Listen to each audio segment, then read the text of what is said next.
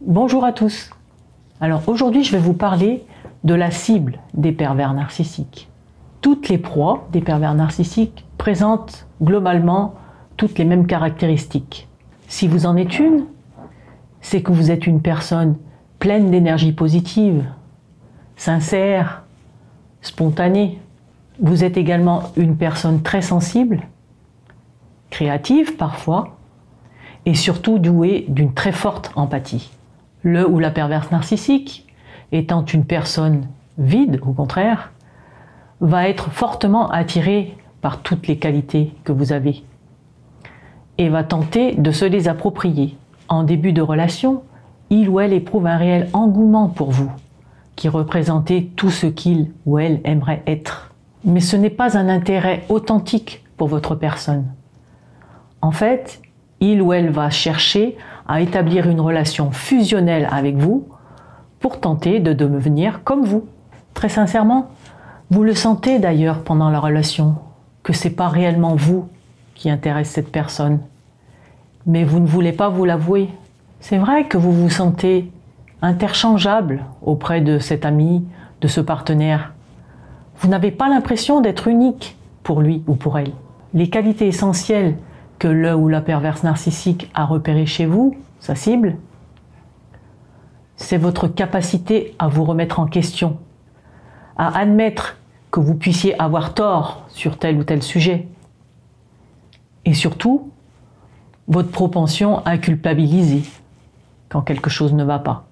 Si vous réunissez tous ces critères, en plus de votre richesse intérieure, vous constituez une proie de choix.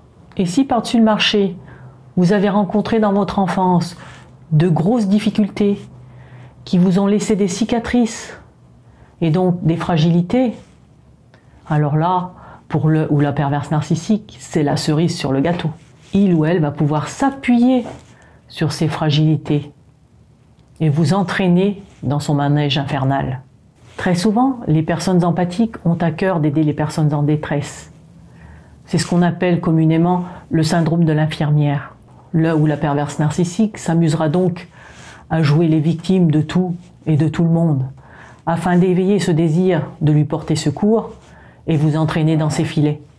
Vous allez alors toujours plus tenter de redonner le sourire, la joie de vivre à cette personne qui n'en a jamais assez.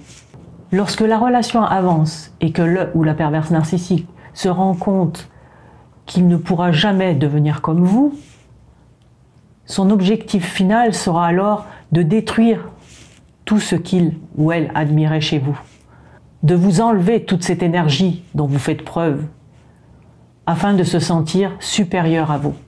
Lorsque vous sortez d'une relation avec un ou une perverse narcissique, vous vous sentez donc totalement vidé. Vous avez l'impression de n'avoir plus aucune valeur, parce que le ou la perverse narcissique s'est évertué à vous faire sentir de plus en plus insuffisant. Ce qu'il faut bien comprendre, c'est que la cruauté dont fait preuve le ou la perverse narcissique après la période de love bombing, cette cruauté, elle est à la hauteur de l'admiration qu'il ou elle pouvait vous porter en début de relation. Pensez donc que les victimes de pervers narcissiques sont des personnes faibles. C'est une erreur grossière. Au contraire, une personne faible ne constituerait aucun intérêt pour un ou une perverse narcissique qui a besoin de vampiriser quelqu'un plein de ressources. Par contre, c'est vrai que souvent, le ou la perverse narcissique a profité d'une épreuve que vous traversiez, un deuil dans votre famille, une maladie, la perte d'un emploi par exemple, pour lancer son assaut et s'introduire sournoisement dans votre vie. Il ou elle a pu alors se présenter comme un sauveur dans votre vie. Et vous, étant dans la détresse, vous avez baissé votre garde et le tour était joué. Une question revient souvent. Pourquoi n'êtes-vous pas parti alors que vous souffriez autant? La réponse est simple. Vous pensiez être tombé sur votre âme sœur. Vous avez senti chez cette personne la même blessure que la vôtre, ce même besoin d'être aimé. C'est ce fort besoin d'être aimé, d'être reconnu, qui vous a poussé à accepter toujours plus venant de cette personne. Ce que vous n'aviez pas compris, c'est que le ou la perverse narcissique n'a pas géré sa blessure de la même façon que vous.